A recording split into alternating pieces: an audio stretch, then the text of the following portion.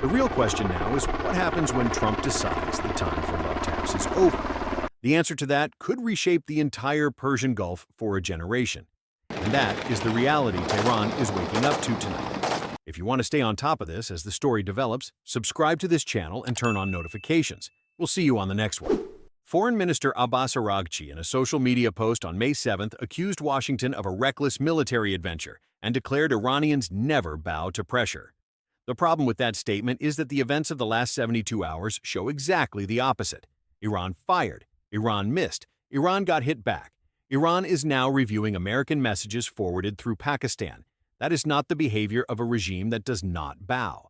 That is the behavior of one that is running out of cards. That is the language of a regime that has lost the actual atomic bomb option and is now trying to convince its own population that economic chokeholds are an equivalent deterrent.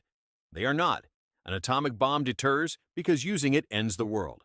A maritime choke point deters only as long as you are physically able to close it.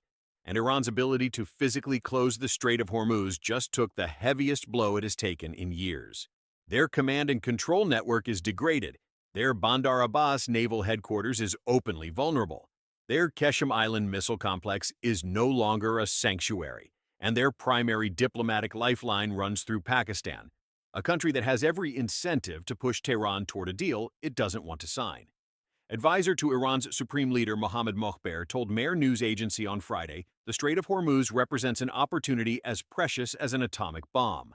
The UAE Ministry of Defense itself confirmed on Friday that its air defenses had engaged 12 ballistic missiles, 3 cruise missiles, and 4 UAVs launched from Iran, resulting in 3 moderate injuries. So, while Tehran was telling its own population it had inflicted significant damage on American forces, its missiles were being intercepted hundreds of miles away by an Emirati Patriot battery. What this means for Iran is catastrophic. The S-300 batteries that Russia delivered years ago are operational on paper, but every time Iranian air defense engages a U.S. or Israeli air mission, the radars survive only for as long as it takes a Growler crew to triangulate them. Then they die. Then the missile sites die. Then the command bunkers die. The May 7th strike package on Bandar Abbas and Qeshm reportedly followed exactly this pattern. Tehran's air force is frankly aging badly. Its primary fighters are F-14 Tomcats the Shah bought in the 1970s, supplemented by a handful of MiG-29s and F-4 Phantoms. Against that aerial network, the IRGC has exactly 2 assets that still matter: ballistic missiles and small boats. The U.S. just disabled both in a single afternoon. The math on Iranian air defense is just as ugly. An F-35A from Al Dhafra can vector in from the southwest, while Super Hornets from the Lincoln push in from the southeast, putting any Iranian target in a 2-axis pincer. KC-135s circling over UAE airspace mean those strike fighters can stay on station for hours without going home to refuel. And every single one of them is networked into the same kill chain that just defended the Truxtun, the Peralta, and the Mason. Iran has nothing remotely comparable. What that means in practice is a near-permanent airborne fuel bridge over the Gulf, allowing Super Hornets F-35s and EA-18G Growler electronic attack aircraft to loiter for hours waiting for targets. Think about what that combination delivers. A Growler escorting a strike package can locate, jam, and geolocate any Iranian air defense radar that lights up. Now here's the part that should have every Iranian commander up at night. The U.S. is not flying these missions from a single carrier. Open-source flight tracking data from May 7th showed at least 5 USK C-135 Stratotanker aerial refueling jets airborne over the United Arab Emirates within minutes of the Hormuz incident. Those aircraft fly out of Al Dhafra Air Base, the same UAE facility that has been hosting US F-22 Raptors and F-35A Lightning IIs since the war started. Iran cannot afford to keep losing systems at this rate, but it also cannot afford to look weak by standing down. And that paralysis is exactly what Washington wants. The longer Tehran hesitates, the more leverage Pakistan can apply on behalf of the Trump administration. The more leverage Pakistan applies, the harder it becomes for the Iranian regime to sell any deal as anything other than capitulation to its own population. That is the language of a president who has decided that military pressure is now the negotiating instrument. This strongly suggests that the United States now views every Iranian provocation in Hormuz as an opportunity, not a problem. Each missile launch, is a free pass to degrade another piece of IRGC infrastructure. Each drone swarm gives CENTCOM a new target package. The military experts are warning that this dynamic, once established, is almost impossible to walk back. Trump himself confirmed the strategy on May 8th, telling reporters at the White House, "Just like we knocked them out again today, we'll knock them out a lot harder and a lot more violently in the future if they don't get their deals signed." Fast. The capital letters were his. He also added on the same day, if there's no ceasefire, you're not going to have to know, you're just going to have to look at one big glow coming out of Iran. That is not the language of de-escalation. Officials, the forceful counterattack was motivated in part by a desire to speed up the negotiation timeline with Iran. That's the kind of detail that changes everything. This wasn't a reaction, it was a deliberate use of force to drive Tehran to the table. Pakistani Foreign Minister Ishaq Dar even spoke directly with his Iranian counterpart Abbas on Thursday, with Pakistani Foreign Ministry spokesperson Tahir Andrabi, telling reporters we expect an agreement sooner rather than later. 24 hours later, U.S. destroyers were dodging Iranian missiles, and Trump was issuing threats on Truth Social. According to ABC News, citing two U.S. NPR reported on May 7th that Iranian Foreign Minister spokesperson Esmail Baghaei said his government was reviewing messages from Pakistan, which is mediating peace negotiations, but Iran has not yet given a definitive response. Pakistani Prime Minister Shehbaz Sharif told reporters that Islamabad remained in continuous contact with Iran and the United States day and night to stop the war and extend the ceasefire. So hit subscribe to ensure you stay ahead of the curve as this story develops. And that brings us to the third and perhaps most dangerous possibility: the collapse of the diplomatic track. Here's the part most outlets are underselling. The May 7th exchange did not happen in a vacuum. It happened while Pakistan, of all countries, is mediating peace negotiations between Washington and Tehran. It was reputational. State media reports cited by CBS News on Friday say U.S. attacks in and around the Strait of Hormuz left 10 Iranian sailors wounded and 5 others missing. Those are casualties Iran cannot easily replace, especially in the IRGC Navy, which has been bleeding personnel since Operation Epic Fury began.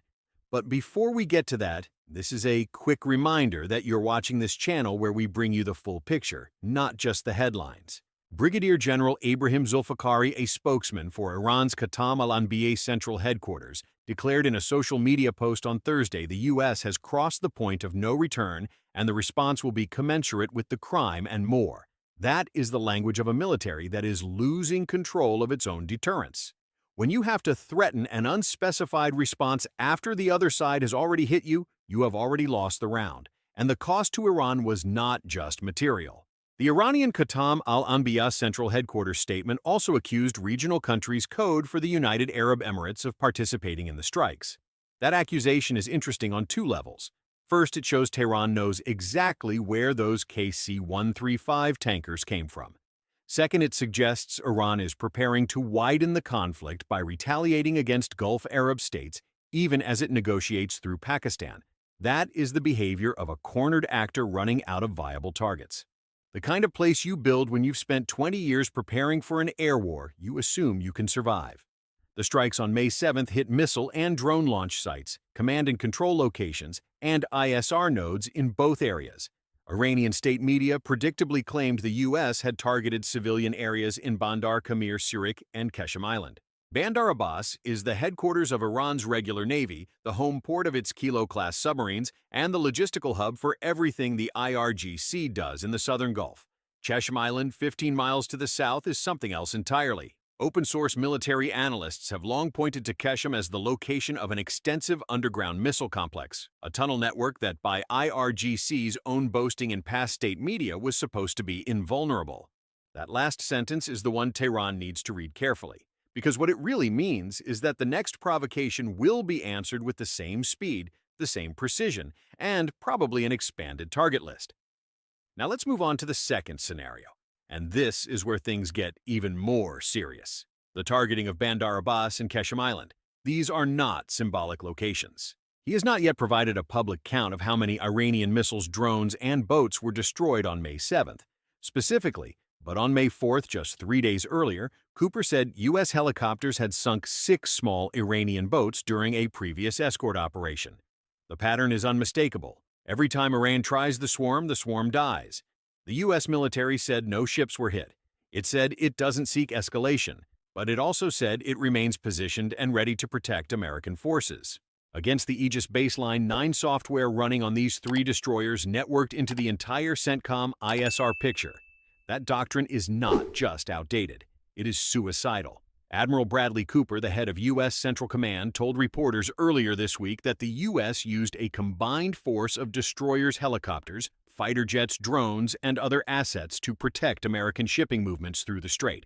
Loitering munitions, the Shahed family, slow-moving and easy to track once you have an airborne sensor. Small boats, the Boghammer-style fast attack craft the IRGC has been stocking by the hundreds. Every single one of these systems was designed for a 1980s threat environment where a U.S. destroyer might have 1 or 2 layers of defense and a slow reaction time. Add to that, Carrier Air Wing 9's complement of E-2D Hawkeye early warning aircraft, EA-18G Growlers for electronic attack, and MH-60R. Seahawks hunting any small boat that gets too close, and you have a layered defense network that the IRGC simply cannot punch through with the tools it currently has. Look at what the Iranians sent. Cruise missiles, almost certainly variants of the Noor or the Ghadir, both based on Chinese C-802 designs from the 1990s. Forces eliminated inbound threats and then immediately rotated to offense using F/A-18E and F Super Hornets from the USS Abraham Lincoln Carrier Strike Group, the same air wing that has been pounding Iranian targets since Operation Epic Fury kicked off.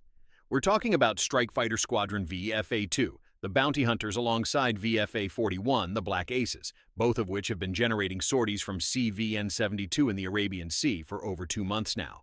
Throw enough of the cheap stuff, and eventually the expensive Defender runs out of ammunition or gets overwhelmed. That doctrine just died in front of the cameras. 3 destroyers, multiple inbound threats, 0 hits, and not because Iran missed, because the Aegis system networked with overhead surveillance did exactly what it was designed to do. According to CENTCOM US, the collapse of Iran's swarm doctrine. For decades, Iranian military planners built their entire defense of the Strait around a simple premise. American warships are too expensive to risk, and a wave of cheap drones, anti-ship missiles, and IRGC fast attack craft can saturate any defense.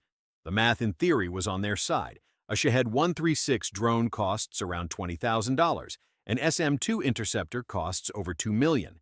Service members, and over 100 land-based and sea-based aircraft to escort commercial shipping through the choke point. The May 7th destroyer transit was a continuation of that operation. Iran knew the ships were coming. The IRGC chose to attack anyway. Now that's not even the worst part for Tehran. So let's break this down into the 3 scenarios that matter, because every one of them ends badly for Iran. The first scenario is the one we just watched in real time. Trump himself in a phone call with ABC News called the strikes a love tap and said the ceasefire is in effect. But here's what the official statements aren't telling you. The Strait of Hormuz has been the real battlefield ever since. Iran formally closed the strait on March 4th, then partially reopened it for so-called friendly nations, and Washington responded by launching Project Freedom on May 4th, an operation involving 15,000 U.S. This skirmish unfolded inside a much larger war. On February 28th of this year, the United States launched what CENTCOM named Operation Epic Fury, a joint campaign with Israel against Iran's nuclear infrastructure, missile production, and naval assets. 2 weeks ago, on April 8th, both sides agreed to a fragile ceasefire.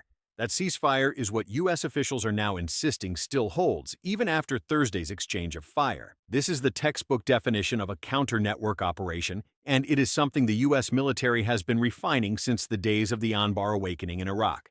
The difference here is the speed. From the first Iranian missile launch to the first U.S. retaliation strike on Iranian soil, the entire kill chain reportedly closed in under 2 hours. But here's where it gets really interesting.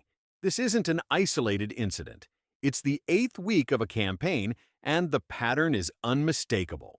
And the targets were not random either. CENTCOM said its forces hit missile and drone launch sites, command and control locations, and intelligence surveillance and reconnaissance nodes. Translated out of military jargon, the U.S. just blinded the very same network Iran used to coordinate the attack. The eyes that found the destroyers, the brains that ordered the strike, the hands that pulled the triggers, all degraded in a single retaliation cycle. Official confirmed on May 7th that the American counterstrike hit multiple locations, including Bandar Abbas and Keshem. NBC News, citing another U.S. official, said the same day that the strikes were defensive and do not constitute a resumption of major combat operations against Iran. That distinction matters, because what the United States just did was not a war. It was a calibrated message delivered in under 2 hours that the freedom of navigation in the Strait of Hormuz is not negotiable. USS Rafael Peralta DDG-115, named after a Marine Staff Sergeant who died in Fallujah, was commissioned in 2017 and is one of the newest destroyers in the fleet. USS Mason, DDG-87, has prior combat experience, having shot down anti-ship missiles fired by Houthi rebels in the Red Sea back in 2016. These 3 ships were not transiting Hormuz blind. They were the bait, the demonstration, and the executioner all at once. CNN citing a U.S. They are Arleigh Burke-class warships, each carrying 96 vertical launch cells loaded with SM-2 and SM-6 surface-to-air missiles, plus the AN/SPY-1D radar, and the Aegis Combat System, the same architecture the Navy uses to track ballistic missiles in the Pacific. In other words, every single Iranian projectile that came at them was identified, classified, prioritized, and intercepted in seconds. USS Truxtun Hull, number DDG-103, is a Flight II A. Arleigh Burke commissioned in 2009. According to a U.S. Central Command release issued the same day the 3 guided missile destroyers were transiting the Strait of Hormuz from the Persian Gulf into the Gulf of Oman when Iranian forces opened fire. CENTCOM's exact wording was unprovoked Iranian attacks, multiple missiles, drones, and small boats. The destroyers in question are not random pickets.